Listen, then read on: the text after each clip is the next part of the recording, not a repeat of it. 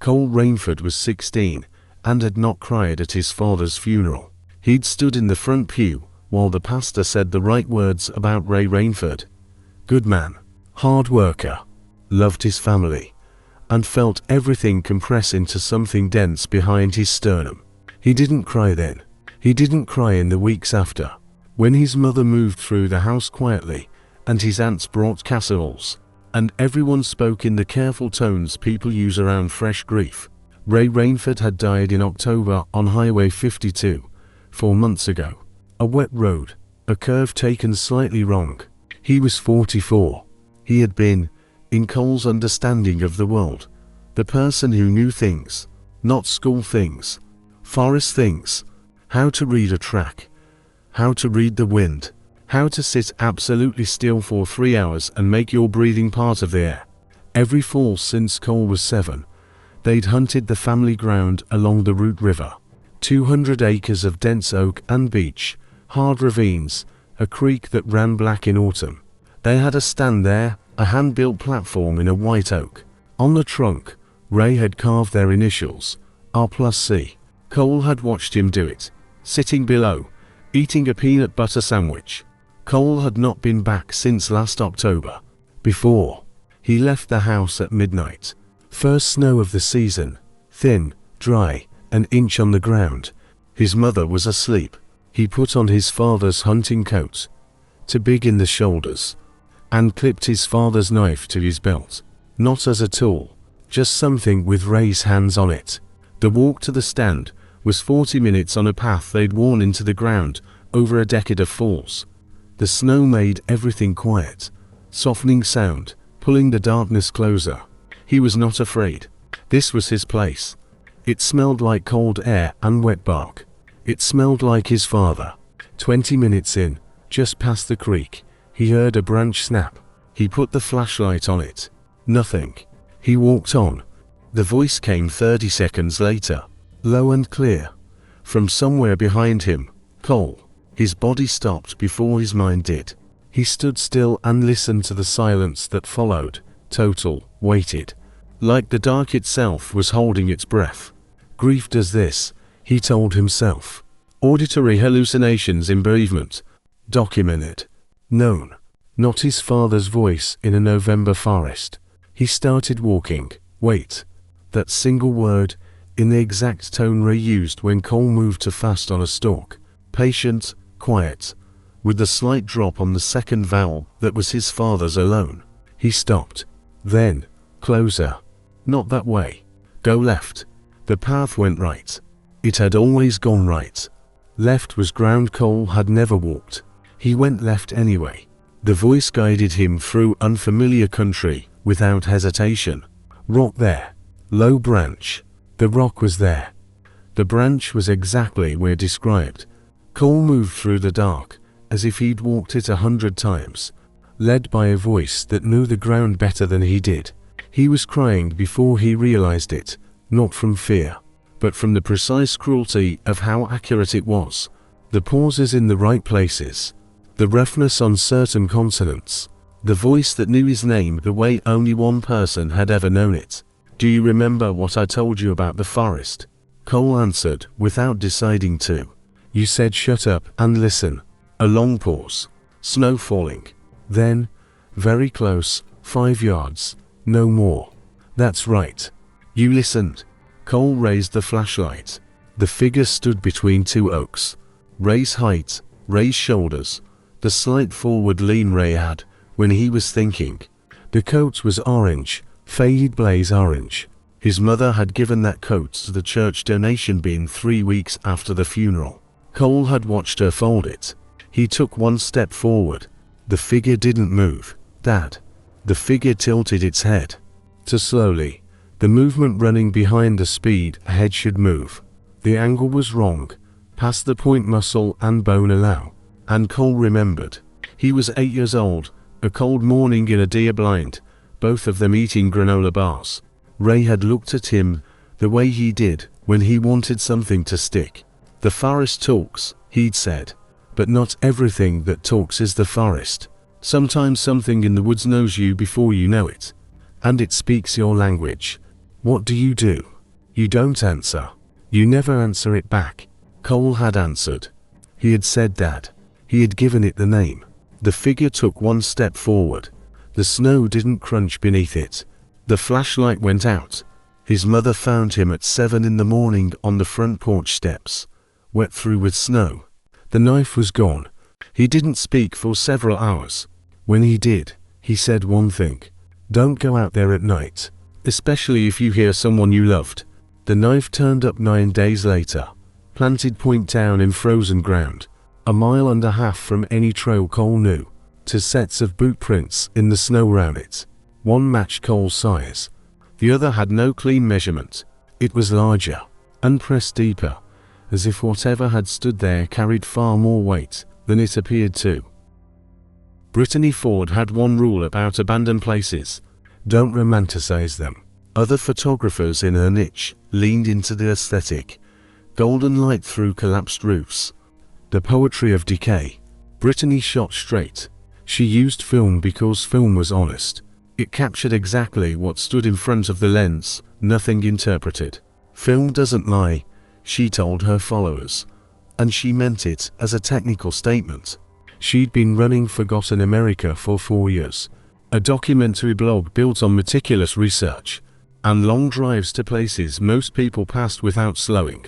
Her archive was built from public records, National Forest Service databases, and the particular pleasure she took in reading other people's old paperwork. That was how she found the Moose Station. The Pisgah National Forest records listed roughly 20 abandoned structures across its million-plus acres. Most were logged as abandoned, derelict, unsalvageable. One entry was different. Station 7F, constructed 1941, last occupied by Forest Ranger Edgar Moose. Status: vacated. Brittany stared at that word for a long time. Vacated. As in, someone left. As in, the leaving was intentional, and the structure remained. Edgar Moose had disappeared in 1978. The case file listed cause as accidental death in wilderness.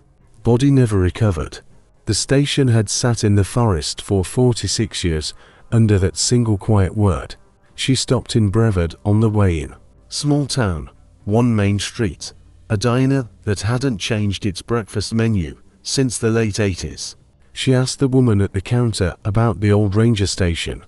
The woman's expression shifted, not fear, not annoyance, something quieter than both. She called across the room to a man in a John Deere cap. He came over and drew her a map on a paper napkin.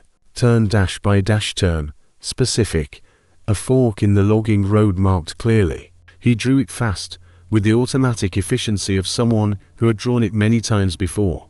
When he slid it across the counter, he looked at her directly. Be back before dark, he said. Not be careful, not watch out for bears. Just before dark. Brittany noted the distinction and said she would be. The map was accurate to within 50 feet. She parked where the logging road ended and walked a quarter mile through second growth hardwood. The station appeared without drama. Small, wood frame, roof sagging on the left side. Porch boards gone soft with rain. A rusted Forest Service sign beside the door, text nearly invisible. From the outside, exactly what she expected. She photographed the facade, the sign, the 2 windows. Standard work. She pushed the door open. The smell hit her first, not rot, not mildew, but wood smoke and old paper. The smell of a place that had been lived in and remembered it. She stood in the doorway and looked at the room. A mug on the table, paperbacks on the shelf, Faulkner, Steinbeck, a 1974 Old Farmer's Almanac, a canvas jacket on a hook by the door, faded but intact. The bed was made, roughly, the way a man makes a bed when he considers it done when it's flat. On the windowsill, a tin can held pencils. She looked at them closely. The points were sharp. Brittany photographed everything methodically, counting frames the way she always did. She moved through the room without feeling it.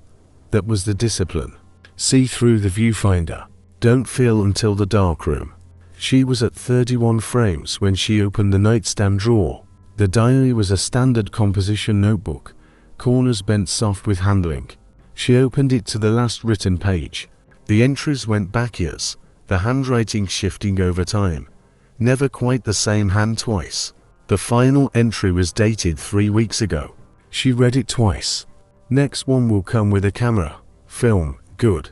The handwriting was not Edgar Moses. She knew his signature from the 1978 case file. Careful. Schoolroom cursive. This was something else. Blocky. Deliberate. Printed more than written. Like someone choosing each letter carefully. Brittany closed the notebook. Put it back. Picked up her camera bag and walked out at a pace she would later describe to herself as purposeful. Not running. She was not the kind of person who ran. But the quarter-mile back to her car passed faster than she remembered. She had the rolls processed at a one-day lab in Asheville. Picked up the prints the following morning. Sat in her car with the envelope on the passenger seat before opening it. The first 20 frames were clean. Road, trees, exterior shots. Good work, properly exposed. The interior frames began at 21. Mug, shelf, books. The jacket on its hook. Frame 26. The east window, shot from inside. The tree line through the glass. In the lower left corner, where there should have been only the log wall, there was a figure, standing close to the wall, facing the camera. The face was in shadow, not blurred, simply dark. As if the light in that corner had decided not to reach it. The posture was relaxed, hands at the sides. Not hiding. Standing the way someone stands in their own home when they hear a visitor and decide, for the moment, simply to watch. Frame 32. The nightstand, the diary on top. Correct. But at the right edge of the frame there was a hand. Dark hand, thick-knuckled, the kind built by decades of outdoor work. It rested along the edge, as if its owner was standing just outside the picture. Close enough that she should have felt them breathing. Frame 38 she did not remember taking. 37 was the last frame she could account for. 38 was shot from outside, through the station's side window, low and level with the sill. In the frame, the interior of the room, the open nightstand drawer, and Brittany herself, standing with her back to the window, bent slightly forward, reading. Her expression was focused, undisturbed. She had not known anyone was outside that window. She published the story 6 days later. Exterior shots, interior documentation, the diary entry transcribed and attributed to an unknown party. The last 3 frames she described as damaged. A light leak, common with older film. Her readers left 300 comments in the first hour. 2 weeks later, an envelope arrived at her P.O. box. No return address. Inside, 1 photograph, printed on standard photo paper. Frame 38. Her face at the window, her back turned.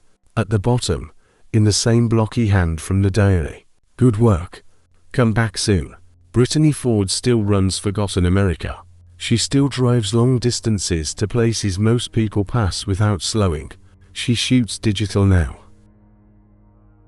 Derek Holloway had walked this trail 18 times. He knew every route, every bend, every place where the path narrowed between the Douglas firs and you had to turn your shoulders sideways to pass.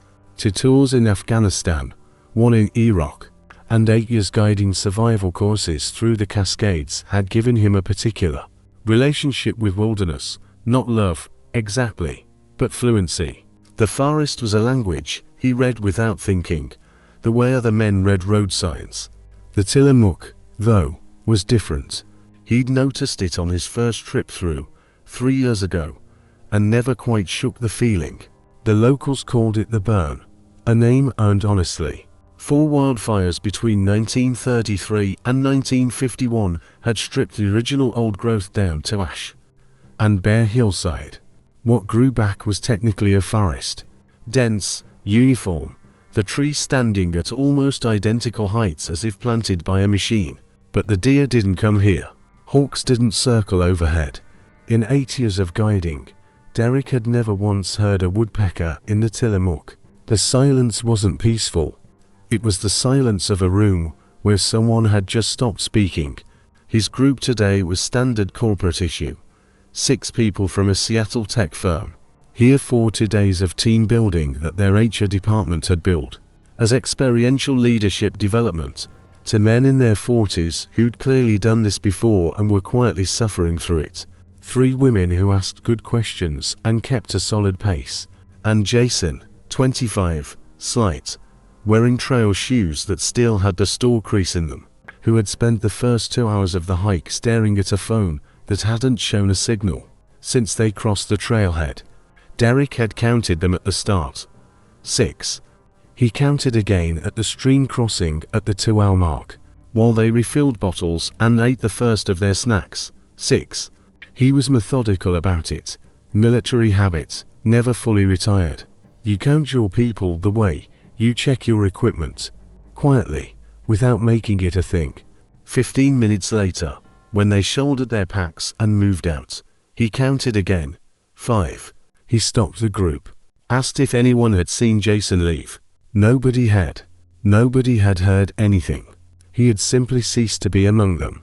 The way a word drops out of a sentence and you only notice the gap. Derek kept his voice level. He told the group to stay at the stream. Do not move. Do not split up. Eat lunch. Drink water. He took his radio and his pack and walked back the way they'd come. This was protocol. He'd done it before a lost 8-year-old in the Mount Hood forest. Found in 19 minutes. Crying but unhurt. People wondered. They got turned around. It happened. The first thing he noticed, 30 minutes into the backtrack, was that the trail looked wrong. Not different, wrong. The same trees stood in the same positions. The same exposed route crossed the path at the same angle. But something had shifted in the arrangement. The way a familiar face looks unfamiliar in a photograph. He put it down to moving in the opposite direction. Perspective changes things. Then his compass lied. It didn't spin. It didn't oscillate the way a compass does near magnetic ore deposits. It simply pointed north, with total confidence, in the direction Derek's body, trained over to decades, knew to be south. He pulled his backup compass from the side pocket of his pack. It agreed with the first. He stood still for a long moment. Applied solar navigation. The sun was dropping toward the ridge line. Angle around 40 degrees. This time of year, this latitude. He calculated. He trusted the math over the instruments and walked in the direction the math indicated. 20 minutes later, he came out at the stream. He turned around and walked in the opposite direction for a full hour, maintaining pace, not stopping. He kept his eyes on the ground and counted his steps. He came out at the stream. Derek Holloway had once spent 4 days in a Taliban-held valley in Kuna province, moving at night, eating nothing, waiting for extraction. He was not a man who panicked. He understood panic as a mechanical failure, a cascade of cortisol that narrowed the decision-making window until only bad choices remained. He knew exactly what it felt like, and he knew exactly how to stop it.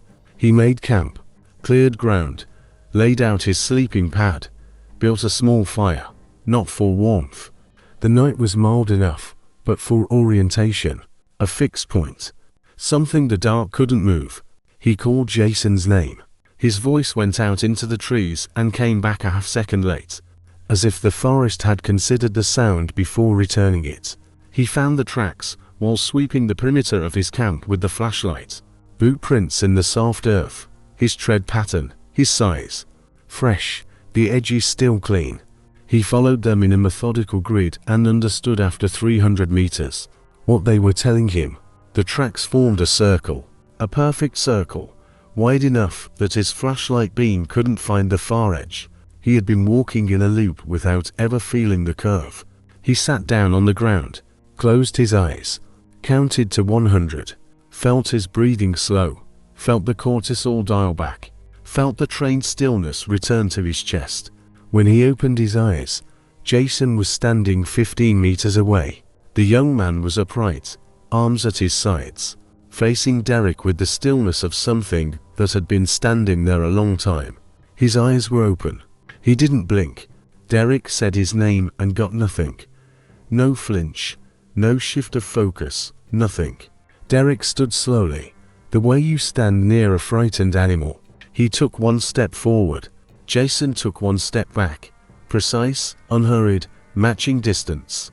Derek took another. Jason matched it. There was no expression on his face. There was no expression at all.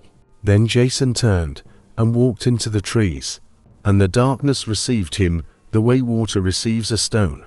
Derek ran. He didn't think about it. To decades of training, and it still came down, at the bottom, to the animal. And the animal ran. He ran through the dark between the identical trees, flashlight swinging, branches cutting his arms. And behind him, the fire was already gone, already out of sight. And every direction looked the same. They found him in the morning, 200 meters from where he'd made camp. He was sitting with his back against a tree, eyes open, radio dead. Flashlight shattered on the ground beside him. He answered questions slowly, with a pause before each response, as if translating from a language he was still learning. Jason turned up 2 days later, 5 miles off route, sitting on a fallen log at the edge of a logging road. No injuries, no explanation, no memory of anything after the stream crossing. Derek resigned the following week. His supervisor called it burnout. Not uncommon in the industry. Nothing to be ashamed of. Derek didn't argue. He moved to a small house in Astoria, on the coast, where the nearest trees were ornamental. When people asked what happened in the Tillamook, and eventually, people always asked, he gave the same answer every time, in the same quiet, unhurried voice. Nothing scary happened out there. That's the thing. There was nothing there at all. He always paused after that, then added, "That's what scared me."